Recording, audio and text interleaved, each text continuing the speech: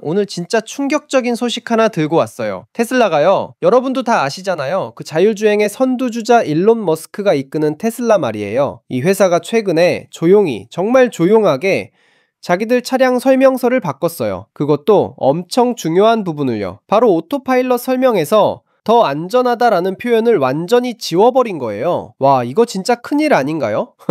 근데 더 웃긴 게 뭐냐면 테슬라가 발표한 데이터를 보면 오히려 오토파일럿이 일반 운전자보다 10배나 더 안전하다는 거거든요. 이게 대체 무슨 상황인 건지 오늘 완전 깊이 파헤쳐 볼게요. 그리고 구독 아직 안 하신 분들 지금 바로 구독 버튼 한 번만 눌러주시고요. 좋아요랑 알림 설정까지 해두시면 이런 핫한 소식 놓치지 않으실 거예요. 자, 그럼 바로 시작해 볼까요? 일단 사건의 발단부터 정확하게 짚고 넘어가야 할 것 같아요. 테슬라는 그동안 정말 공격적으로 자율주행 기술을 마케팅해왔어요. 특히 오토파일럿이랑 FSD, 그러니까 풀 셀프 드라이빙이라고 하는 완전 자율주행 기능 말이죠. 이걸 홍보할 때 항상 강조했던 게 바로 안전성이었거든요. 실제로 2025년 7월에 테슬라가 X, 그러니까 예전에 트위터였던 그 플랫폼에 게시글을 하나 올렸어요. 거기서 뭐라고 했냐면 오토파일럿이 이미 평균적인 미국 운전자보다 10배나 더 안전하다고 주장했어요. 10배요, 10배. 이거 진짜 어마어마한 수치 아니에요? 구체적인 데이터도 같이 공개했는데요. 오토파일럿을 켜고 운행했을 때는 410만 마일, 그러니까 약 660만 킬로미터를 달려야 사고가 한 번 발생한다는 거예요. 근데 미국 전체 평균은 어떠냐? 겨우 38만 마일, 그러니까 약 61만 킬로미터마다 사고가 한 번씩 난다는 거죠. 이거 계산해보면 정말 10배 이상 차이가 나는 거거든요. 그런데 말이죠, 최근에 테슬라가 소프트웨어 업데이트 2025 38 버전을 배포하면서 차량 오너스 매뉴얼, 그러니까 사용 설명서를 슬그머니 바꿔버렸어요. 원래 오토파일럿 설명이 어떻게 되어 있었냐면요, 오토파일럿은 운전을 더 안전하고 덜 스트레스 받게 만들기 위해 고안된 첨단 운전자 보조 기능 모음을 의미합니다 라고 되어 있었어요. 여기서 핵심 단어가 뭐죠? 바로 더 안전하고 라는 표현이었어요. 그런데 지금 바뀐 버전을 보면 어떻게 되어 있냐? 오토파일럿은 운전을 더 편리하고 덜 스트레스 받게 만들기 위해 고안된 첨단 운전자 보조 기능 모음을 의미합니다 라고 바뀌었어요. 여러분 눈치채셨죠? 더 안전하고 라는 말이 완전히 사라지고 더 편리하고 라는 말로 대체된 거예요. 이거 엄청난 변화예요, 진짜로. 테슬라라는 회사가 그동안 얼마나 안전성을 강조하면서 오토파일럿을 광고해 왔는데 갑자기 설명서에서는 안전이라는 단어를 쏙 빼버린 거잖아요. 자기들이 밖에서는 10배 더 안전하다고 외치면서 정작 설명서에는 안전하다는 말을 안 쓰는 거예요. 이게 말이 돼요? 그러면 대체 왜 이런 일이 벌어진 걸까요? 여러분도 궁금하시죠? 일단 테슬라가 역사적으로 어떻게 해왔는지를 봐야 해요. 테슬라는 정말 줄기차게 안전성을 오토파일럿이랑 FSD에 핵심 판매 포인트로 삼아왔어요. 물론 편리성도 중요하죠. 오토파일럿 켜놓고 고속도로에서 편하게 달리는 거, 이것도 엄청난 장점이에요.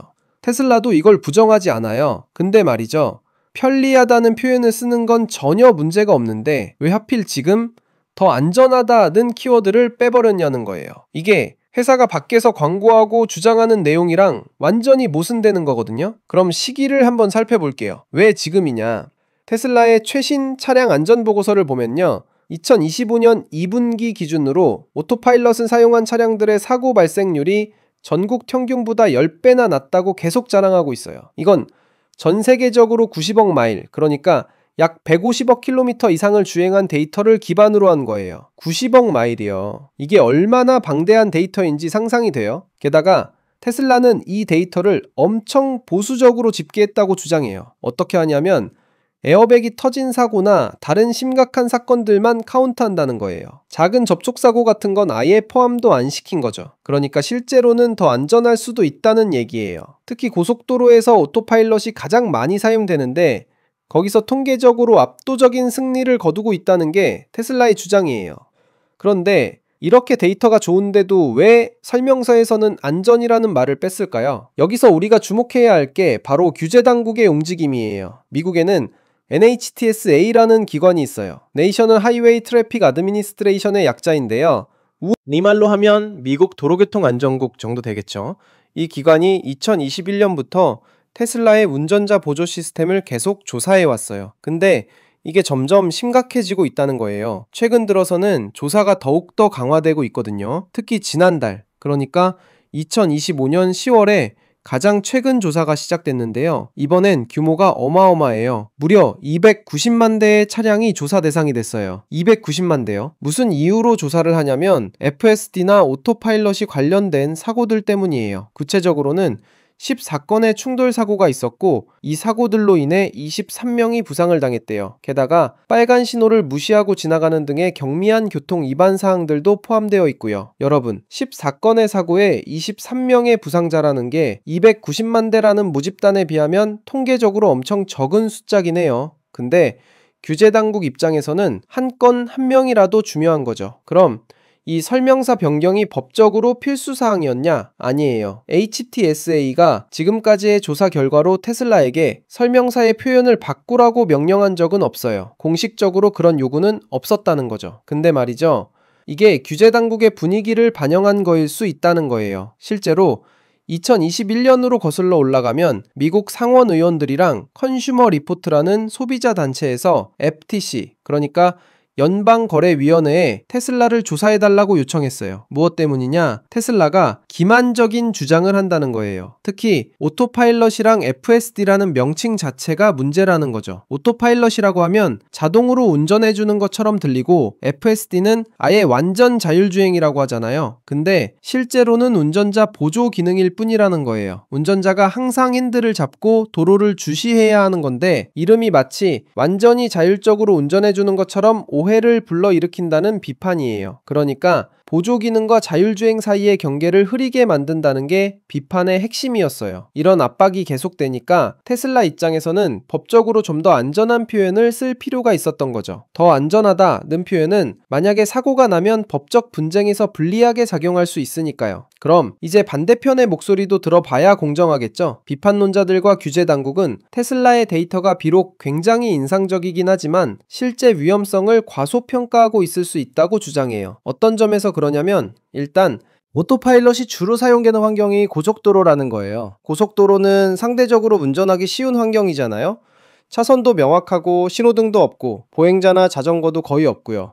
근데 도심 환경은 완전히 다르다는 거죠. 도심에는 보행자들이 갑자기 뛰어나오기도 하고 자전거가 옆으로 지나가기도 하고 신호등도 많고 복잡한 교차로도 많고 예측 불가능한 상황이 훨씬 많아요. 비판론자들은 테슬라의 데이터가 고속도로 주행에 편향되어 있어서 도심에서의 위험성을 제대로 반영하지 못한다고 지적하는 거예요. 특히 취약한 도로 사용자들, 그러니까 보행자나 자전거 이용자들이 연루된 사고는 통계에서 과소평가될 수 있다는 거죠. 이런 도심 시나리오에서의 사고 위험이 실제로는 더 높을 수 있는데 테슬라의 전체 데이터를 보면 그게 가려진다는 주장이에요.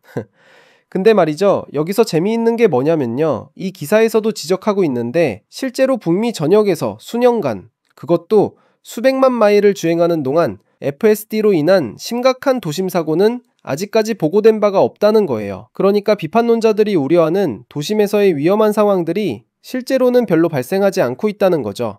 이건 테슬라의 데이터가 실제로 정확할 수 있다는 걸 시사하는 거고 테슬라가 목표로 하는 인간보다 10배 더 안전한 기준에 실제로 접근하고 있을 수도 있다는 얘기예요. 그러니까 양쪽 다 일리가 있는 거죠. 비판론자들의 우려도 타당하지만 실제 데이터를 보면 테슬라의 주장도 근거가 있다는 거예요. 자, 그럼 이제 가장 중요한 질문이 남았어요. 앞으로 테슬라의 설명서에 더 안전하다는 표현이 다시 돌아올 수 있을까요? 기사에서는 이렇게 전망하고 있어요. 가능성은 충분히 있다고요. 근데 언제냐? FSD가 더욱 성숙해지고 규제 당국과 사회 전반에서 더 널리 받아들여질 때라는 거예요. 지금은 과도기예요. 자율주행 기술이 계속 발전하고 있고 데이터도 쌓이고 있지만 아직 사회적 합의나 법적 프레임워크가 완벽하게 갖춰지지 않은 상태거든요. 테슬라는 그동안 오토파일럿과 관련해서 여러 차례 소송에 휘말렸어요. 사고가 나면 유가족들이나 피해자들이 테슬라를 상대로 소송을 걸었고 테슬라가 상당한 배상금을 지불해야 했던 경우도 있었어요. 이번 설명서 변경은 아마도 테슬라 내부의 법무팀에서 강력하게 밀어붙인 결정일 거라고 기사는 분석하고 있어요. 법적 리스크를 줄이기 위한 방어적 조치라는 거죠. 근데 말이죠. 기사를 쓴 카란싱이라는 Not a Tesla F의 기자는 마지막에 이렇게 말해요. 자기는 테슬라가 자기들이 광고하는 것, 자기들이 믿는 것, 그리고 자기들의 데이터가 보여주는 것을 당당하게 밀고 나갔으면 좋겠다고요. 저도 이 의견에 어느 정도 동의하는 부분이 있어요. 데이터가 정말 확실하다면, 그리고 실제로 10배 더 안전하다면 왜 그걸 숨기나요? 물론 법적 리스크는 이해가 가지만 소비자 입장에서는 정확한 정보를 알 권리가 있잖아요. 테슬라 입장에서는 진퇴양난인 거예요. 한편으로는 자기들의 기술이 얼마나 뛰어난지 자랑하고 싶고, 다른 한편으로는 법적 문제에 휘말리고 싶지 않은 거죠. 그리고 규제 당국 입장도 이해는 가요. 새로운 기술이 나왔을 때 충분히 검증하고 안전을 확보하는 게 그들의 역할이니까요. 290만 대를 조사하는 것도 그들의 책임감에서 나온 거겠죠. 근데 소비자 입장에서는 혼란스러울 수밖에 없어요. 밖에서는 10배 더 안전하다고 하면서 설명서에는 안전하다는 말이 없으면 뭘 믿어야 할까요? 좀 더 구체적으로 테슬라의 안전 데이터를 들여다볼게요. 2025년 2분기 기준으로 테슬라가 발표한 수치를 다시 한번 정리해보면, 오토파일럿을 켜고 운전했을 때는 410만 마일당 사고 1건이 발생해요. 이걸 킬로미터로 환산하면 약 660만 킬로미터당 1건이에요. 미국 전체 평균은 38만 마일당 1건, 그러니까 약 61만 킬로미터당 1건이고요. 410만을 38만으로 나누면 약 18배예요. 그러니까 정확히는 10배가 조금 넘는 수준이죠. 이 데이터는 전 세계적으로 90억 마일 이상을 주행한 결과예요. 90억 마일을 킬로미터로 환산하면 약 155억 킬로미터예요. 지구 둘레가 약 4만 킬로미터인데 이걸 36만 바퀴 이상 돈 거예요. 어마어마한 데이터 양이죠. 그리고 테슬라는 이 데이터를 집계할 때 에어백이 터지거나 심각한 사고만 카운트한다고 했어요. 작은 접촉 사고나 경미한 사건들은 제외한 거죠. 그래서 실제로는 안전성이 더 높을 수도 있다는 게 테슬라의 주장이에요. 근데 여기서 중요한 건 이 데이터가 주로 고속도로 주행에서 나왔다는 거예요. 오토파일럿이 가장 많이 사용되는 곳이 고속도로거든요. 고속도로는 상대적으로 운전 환경이 단순하니까 통계가 좋게 나올 수 있다는 비판이 있는 거죠. 하지만 동시에 도심에서도 FSD를 사용한 수백만 마일의 주행 동안 심각한 사고가 보고되지 않았다는, 그것도 사실이에요. 이건 무시할 수 없는 부분이죠. 테슬라가 오토파일럿 관련해서 어떤 법적 싸움을 벌여왔는지도 한번 살펴볼까요? 테슬라는 지난 몇 년간 여러 차례 오토파일럿 관련 소송에 휘말렸어요. 사고가 발생했을 때 유가족이나 피해자들이 테슬라의 오토파일럿이 결함이 있었다거나 과대 광고를 했다거나 하는 이유로 소송을 제기한 거죠. 일부 케이스에서는 테슬라가 상당한 배상금을 지불해야 했어요. 정확한 금액은 케이스마다 다르지만 적지 않은 돈이 오갔다는 건 확실해요. 이런 경험들이 쌓이다 보니 테슬라 내부의 법무팀은 점점 더 방어적으로 변할 수밖에 없었을 거예요. 한 건의 소송이라도 줄이려면 광고나 설명에서 법적으로 문제가 될 수 있는 표현은 최대한 피해야 하니까요. 더 안전하다는 표현은 법적으로 굉장히 강한 주장이에요. 만약에 오토파일럿을 사용하다가 사고가 나면 피해자 측에서 당신들이 더 안전하다고 했잖아요 라고 주장할 수 있거든요. 그러면 테슬라는 그게 정말로 더 안전하다는 걸 법정에서 증명해야 해요. 데이터가 아무리 좋아도 개별 케이스에서는 다를 수 있으니까 법적으로 분리할 수 있는 거죠. 반면에 더 편리하다는 표현은 훨씬 안전해요. 편리하다는 건 주관적인 느낌이고 법적으로 다투기도 어렵거든요. 그러니까 이번 설명서 변경은 법무팀의 강력한 요구로 이루어졌을 가능성이 크고, 이건 순전히 법적 리스크 관리 차원의 결정이라는 게 기사의 분석이에요. 자, 그럼 우리 같은 일반 소비자들은 이 상황을 어떻게 받아들여야 할까요? 일단 테슬라의 데이터 자체는 부정하기 어려워요. 90억 마일 이상의 방대한 데이터를 기반으로 한 통계니까요. 그리고 에어백 터진 사고만 카운트하는 등 보수적으로 집계했다는 것도 신뢰할 만해요. 410만 마일당 1건 대 38만 마일당 1건, 이건 분명히 큰 차이예요. 통계적으로 의미가 있는 수준이죠. 하지만 동시에 규제 당국이나 비판론자들의 우려도 무시할 수 없어요. 고속도로 위주의 데이터일 수 있다는 점, 도심 환경에서의 리스크가 과소평가될 수 있다는 점, 이런 것들도 고려해야 해요. 그리고 무엇보다 중요한 건 오토파일럿이나 FSD는 어디까지나 운전자 보조 기능이지 완전한 자율주행이 아니라는 거예요. 테슬라도 계속 강조하지만 운전자는 항상 핸들을 잡고 도로를 주시해야 해요. 언제든지 개입할 준비가 되어 있어야 하는 거죠. 그러니까 오토파일럿을 너무 맹신하면 안 돼요. 데이터가 좋다고 해서 완전히 손을 놓고 있으면 안 된다는 거죠. 동시에 이 기술이 실제로 사고를 줄이는 데 도움이 될 수 있다는 것도 사실이에요. 특히 고속도로 장거리 운전에서 피로를 줄여주고 차선 유지나 앞차와의 거리 유지 같은 부분에서 실수를 줄여줄 수 있거든요. 결국은 균형 잡힌 시각이 필요해요. 기술의 장점은 인정하되 한계도 명확히 이해하고 사용하는 거죠. 테슬라는 앞으로 어떤 전략을 취할까요? 일단 기술 개발은 계속될 거예요. FSD는 계속 업데이트되고 있고 버전이 올라갈수록 성능도 개선되고 있어요. 테슬라의 목표는 궁극적으로 레벨 5 완전 자율주행이니까요. 레벨 5가 뭐냐면 운전자가 전혀 개입할 필요 없이 차가 모든 상황에서 완벽하게 자율주행하는 단계예요. 핸들도 필요 없고 그냥 타기만 하면 되는 거죠. 테슬라는 그 목표를 향해 계속 나아가고 있어요.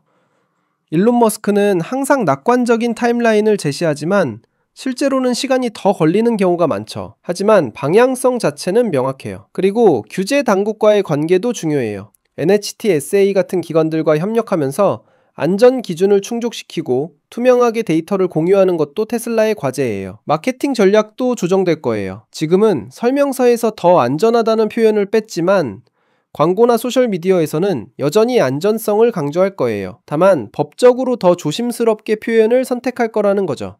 예를 들어서 통계적으로 사고율이 낮다는 식으로 구체적인 데이터를 제시하되 더 안전하다는 직접적인 주장은 피하는 식으로요. 그리고 테슬라는 계속해서 더 많은 데이터를 수집할 거예요. 차량이 많아질수록 주행거리가 늘어날수록 데이터의 신뢰도는 더 높아지니까요. 지금도 90억 마일인데 앞으로는 100억, 200억 마일로 늘어나겠죠. 도심 주행 데이터도 더 쌓일 거예요. FSD를 사용하는 사람들이 늘어나면서 도심에서의 주행 데이터도 계속 증가하고 있거든요. 이게 충분히 쌓이면 비판론자들의 우려를 불식시킬 수 있는 강력한 증거가 될 수 있어요. 좀 더 넓은 시야에서 보면 이건 단순히 테슬라만의 문제가 아니에요. 자율주행 기술 전체의 과도기적 상황을 보여주는 사건이거든요. 자율주행 기술은 정말 빠르게 발전하고 있어요. 테슬라뿐만 아니라 웨이모 크루즈, 다른 여러 회사들도 경쟁하고 있죠. 그런데 기술은 빨리 발전하는데 법과 규제는 그 속도를 따라가지 못하는 경우가 많아요. 자율주행차가 사고를 냈을 때 누구의 책임인가? 제조사인가? 운전자인가? 소프트웨어 개발자인가? 이런 법적 프레임워크가 아직 명확하지 않아요. 보험도 마찬가지예요. 자율주행차의 보험료는 어떻게 책정해야 할까요? 사고율이 낮으면 보험료도 낮아져야 하는 게 맞는데 아직 그런 시스템이 제대로 갖춰지지 않았어요. 그리고 사회적 수용성도 중요해요. 아무리 데이터가 좋아도 사람들이 믿고 맡기지 않으면 소용없거든요. 특히 한번 큰 사고가 나면 여론이 악화될 수 있어요. 실제로 다른 자율주행 회사들도 비슷한 문제를 겪고 있어요. 크루즈는 샌프란시스코에서 보행자 사고 이후에 운행을 중단해야 했었고 웨이모도 여러 차례 사소한 사고들로 뉴스에 올랐죠. 테슬라는 그 중에서도 가장 많은 차량을 도로에 내보내고 있기 때문에 가장 많은 주목을 받고 있는 거예요. 그만큼 책임도 크고 압박도 센 거죠.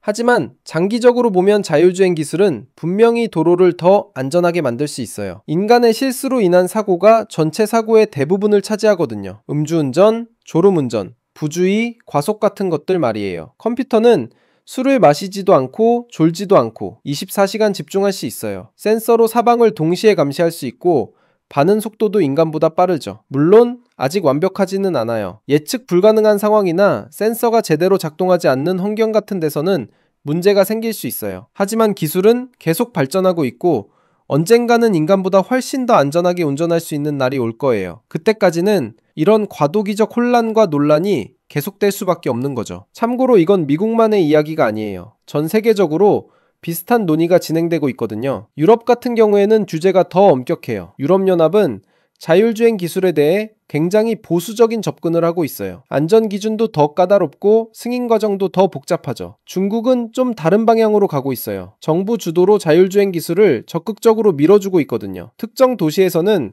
자율주행 택시가 이미 상용화되어 있기도 해요. 한국도 자율주행 기술 개발에 투자하고 있고 시범 운행도 진행 중이에요. 하지만 아직 대중화되기까지는 시간이 좀 더 필요할 것 같아요. 각 나라마다 도로 환경도 다르고 교통 문화도 다르고 법적 시스템도 다르니까 자율주행 기술도 각 나라에 맞게 조정되어야 해요. 테슬라는 전 세계에 차를 팔고 있다. 그러니까 각 나라의 규제를 다 맞춰야 하는 어려움이 있어요. 미국에서 더 안전하다는 표현을 뺀 게 다른 나라의 규제 때문일 수도 있어요. 글로벌 표준을 맞추려다 보니 가장 안전한 표현을 선택한 거죠. 그럼 실제로 테슬라 오너들이나 잠재 구매자들은 이 변화를 어떻게 받아들이고 있을까요? 온라인 커뮤니티나 소셜미디어를 보면 의견이 갈려요. 어떤 사람들은 테슬라가 겁먹었다, 면서 실망감을 표현해요. 자기들의 기술에 자신이 있으면 당당하게 더 안전하다고 써야 하는 거 아니냐는 거죠. 반면에 다른 사람들은 법적으로 현명한 결정이다 라고 옹호해요. 소송 리스크를 줄이는 게 회사를 위해서나 주주들을 위해서나 맞는 선택이라는 거죠. 그리고 일부는 별로 중요하지 않다고 생각해요. 설명서의 문구 하나가 바뀐다고 해서 실제 기술의 성능이 바뀌는 건 아니니까 크게 신경 쓸 일이 아니라는 거예요. 테슬라를 이미 가지고 있는 사람들 중에는 오토파일럿을 정말 신뢰하고 애용하는 사람들이 많아요. 장거리 운전할 때 피로가 확 줄어든다고 하고 실제로 사고를 방지해준 경험담을 공유하는 사람들도 있어요. 근데 동시에 오토파일럿을 과신해서 위험한 상황에 처했던 사례들도 보고되고 있어요. 핸들에서 손을 떼고 완전히 방심했다가 급하게 개입해야 했던 경우 같은 거요. 결국 사용자의 태도가 중요한 것 같아요. 기술을 보조수단으로 적절히 활용하는 사람들은 만족도가 높은데 완전히 맡겨버리려는 사람들은 위험할 수 있는 거죠. 이번 사건을 보면서 언론의 역할도 생각해보게 돼요. 나더 테슬라 앱이라는 매체가 이 변화를 포착해서 기사로 만들지 않았다면 아마 많은 사람들이 모르고 지나갔을 거예요. 설명서를 꼼꼼히 읽는 사람이 얼마나 되겠어요. 이렇게 언론이 기업의 작은 변화들을 감시하고 보도하는 게 중요한 이유죠. 특히 안전과 관련된 이슈는 더더욱 그래요. 근데 동시에 언론 보도가 과장되거나 편향될 수도 있어요. 어떤 매체는 테슬라가 안전성 주장을 철회했다는 식으로 자극적으로 보도할 수도 있고, 어떤 매체는 별거 아닌 문구 변경으로 축소할 수도 있죠. 독자들은 여러 매체의 보도를 비교해보고 원본 자료도 찾아보고 균형 잡힌 판단을 할 필요가 있어요. 소셜미디어도 여론 형성에 큰 영향을 미쳐요. 일론 머스크가 X에서 뭔가 발언하면 금방 확산되고 찬반 논쟁이 벌어지죠. 이번 건도 X에서 화제가 됐을 거예요. 테슬라 팬들과 비판론자들 사이에서 격렬한 논쟁이 벌어졌을 것 같아요. 여론이 너무 한쪽으로 쏠리는 것도 문제고 너무 분열되는 것도 문제예요. 건설적인 대화가 필요한데 SNS 특성상 극단적인 의견들이 더 많이 보이는 경향이 있거든요. 좀 더 철학적인 질문도 던져볼게요. 자율주행 기술이 발전할수록 우리는 어려운 윤리적 딜레마에 직면하게 돼요. 유명한 트롤리 딜레마라는 게 있어요. 전차가 5명을 칠 위기인데 레버를 당기면 1명만 치게 할 수 있다면 어떻게 해야 할까요? 이런 질문이에요. 자율주행차도 비슷한 상황에 처할 수 있어요. 피할 수 없는 사고 상황에서 차 안에 탑습승자를 보호할 것인가, 아니면 밖에 보행자를 보호할 것인가. 테슬라나 다른 자율주행 회사들은 이런 윤리적 알고리즘을 어떻게 설계하고 있을까요? 이건 기술의 문제가 아니라 가치 판단의 문제거든요. 그리고 이런 결정을 누가 내려야 할까요? 엔지니어들이 결정할 문제인가? 정부가 규제로 정할 문제인가? 아니면 사회적 합의가 필요한 문제인가? 또 다른 윤리적 이슈는 데이터 프라이버시예요. 테슬라는 차량에서 엄청난 양의 데이터를 수집해요. 카메라로 주변을 촬영하고 센서로 모든 걸 기록하죠. 이 데이터가 어떻게 사용되고 누가 접근할 수 있고 얼마나 오래 보관되는지, 이런 것들도 중요한 이슈예요. 자율주행이 보편화되면 일자리 문제도 생겨요. 트럭 운전사, 택시기사, 배달기사 같은 직업들이 위협받을 수 있거든요. 기술 발전이 가져올 사회적 변화를 어떻게 관리할 것인가, 이것도 우리가 함께 고민해야 할 문제예요. 테슬라만 이런 고민을 하는 건 아니에요. 다른 자동차 회사들과 자율주행 회사들도 비슷한 상황에 있거든요. GM의 크루즈는 샌프란시스코에서 자율주행 택시를 운영하다가 사고 이후에 운행을 중단했어요. 한 보행자가 다른 차에 치인 뒤 크루즈 차량 밑으로 끌려간 사건이었는데, 크루즈가 상황을 제대로 보고하지 않았다는 비판을 받았죠. 구글의 웨이모는 좀 더 조심스러운 접근을 하고 있어요. 특정 지역에서만 운행하고 천천히 확장하는 전략이에요. 사고율도 낮게 유지하려고 굉장히 신경 쓰고 있고요. 전통적인 자동차 회사들, 예를 들어 메르세데스나 BMW 같은 곳들도 자율주행 기술을 개발하고 있는데 이들은 더 보수적인 마케팅을 해요. 운전자 보조라는 표현을 명확히 하고 과도한 기대를 주지 않으려고 노력하죠. 애플도 한때 자율주행차 프로젝트를 진행했었는데 결국 포기했어요. 기술적 난이도도 높고 규제 문제도 복잡하고 수익성도 불확실하다는 판단이었던 것 같아요. 중국의 바이두나 샤오펑 같은 회사들도 자율주행에 투자하고 있어요. 중국 시장은 규모가 크고 정부 지원도 있어서 빠르게 성장할 가능성이 있어요. 각 회사마다 접근 방식이 다르지만 공통적으로 직면하는 문제는 비슷해요. 안전성 검증, 규제 대응, 소비자 신뢰 확보, 이런 것들이죠. 테슬라는 그 중에서도 가장 공격적인 전략을 취하고 있어요. 빨리 배포하고 데이터를 모으고 빠르게 개선하는 방식이죠. 이게 혁신을 가속화할 수도 있지만 리스크도 큰 전략이에요. 현재 오토파일럿과 FSD의 기술적 한계도 짚어볼 필요가 있어요. 테슬라는 주로 카메라에 의존하는 비전 기반 시스템을 사용해요. 8개의 카메라로 사방을 촬영하고 AI가 그 영상을 분석해서 주변 환경을 이해하는 거죠. 반면에 다른 많은 회사들은 라이다라는 레이저 센서를 사용해요. 라이다는 정확한 거리 측정이 가능하고 어두운 곳에서도 잘 작동해요. 하지만 비싸다는 단점이 있죠. 일론 머스크는 라이다가 필요 없다고 주장해요. 인간도 눈으로만 운전하는데 카메라만으로도 충분하다는 거예요. 하지만 비판론자들은 센서 퓨전, 그러니까 여러 센서를 함께 쓰는 게 더 안전하다고 말해요. 악천후 상황도 문제예요. 폭우나 폭설, 짙은 안개 같은 상황에서는 카메라 성능이 떨어질 수 있거든요. 테슬라도 이런 상황에서는 오토파일럿 사용을 권장하지 않아요. 도로 표지판이나 차선이 불분명한 경우도 어려워요. 공사 구간이나 임시 우회로 같은 데서는 시스템이 혼란스러워할 수 있어요. 예측 불가능한 행동을 하는 사람들도 문제예요. 갑자기 뛰어드는 어린이라든가 규칙을 무시하는 운전자라든가 이런 상황에 대처하는 게 아직 완벽하지 않아요. 하지만 기술은 계속 발전하고 있어요. AI 모델이 더 똑똑해지고 더 많은 데이터로 학습하면서 성능이 개선되고 있거든요. 테슬라는 엔드투엔드 신경망이라는 접근법을 쓰고 있어요. 카메라 입력에서 바로 운전 결정까지 하나의 거대한 AI 모델이 처리하는 방식이에요. 이게 성공하면 인간보다 더 부드럽고 안전한 운전이 가능할 거예요. 자, 여러분, 오늘 정말 길게 다뤘죠? 테슬라가 설명서에서 더 안전하다는 표현을 빼버린 사건. 처음에는 단순한 문구 변경처럼 보일 수 있지만 파고들면 파고들수록 엄청나게 복잡하고 깊은 이슈라는 걸 알 수 있어요. 한편으로는 테슬라의 데이터가 정말 인상적이에요. 410만 마일당 사고 1건, 미국 평균의 10배 이상 안전하다는 통계, 90억 마일이 넘는 방대한 주행 데이터. 이건 무시할 수 없는 성과죠. 하지만 다른 한편으로는 규제 당국의 우려도 이해가 가요. 290만 대를 조사하고 14건의 사고와 23명의 부상자를 살펴보는 것도 그들의 책임이니까요. 비판론자들의 지적, 고속도로 편향 가능성, 도시 환경의 리스크, 이런 것들도 완전히 무시할 수 없는 부분이에요. 근데 동시에 실제로 도심에서도 심각한 사고가 거의 보고되지 않았다는 것도 사실이고 테슬라의 주장도 근거가 있다는 거죠. 결국 이건 기술과 법, 안전과 혁신, 데이터와 인식 사이의 줄다리기예요. 완벽한 답은 없어요. 우리는 지금 새로운 시대로 가는 과도기를 살고 있는 거예요. 자율주행 기술은 분명히 우리의 미래예요. 언젠가는 인간보다 훨씬 더 안전하게 운전하는 차들이 도로를 가득 메울 거예요. 그때까지는 이런 논란과 조정, 시행착오가 계속될 거고요. 테슬라의 더 안전하다는 표현이 언젠가 다시 돌아올까요?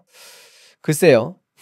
아마도 FSD가 정말로 완전 자율주행에 도달하고 규제 당국도 인정하고 사회적으로도 받아들여질 때 돌아올 것 같아요. 그게 언제가 될지는 모르겠지만요. 중요한 건 우리 소비자들이 똑똑하게 판단해야 한다는 거예요. 데이터를 보되 맹신하지 말고, 기술을 활용하되 과신하지 말고, 항상 안전을 최우선으로 생각하는 거죠. 오토파일럿은 보조 도구예요. 편리하고 통계적으로 안전할 수 있지만 완벽하지는 않아요. 운전자는 항상 책임을 지고 주의를 기울여야 해요. 자, 오늘 영상 어떠셨어요? 유익하셨나요? 중요한 이슈들을 깊이 있게 다뤄볼게요. 테슬라나 자율주행, 최신 기술 트렌드에 관심 있으시면 구독 꼭 해주시고요. 좋아요랑 알림 설정도 부탁드려요. 댓글로 여러분의 생각도 들려주세요. 테슬라의 이번 결정 어떻게 생각하시나요? 옳은 선택이었을까요? 아니면 너무 소극적인 걸까요? 다음 영상에서 또 만나요. 안녕.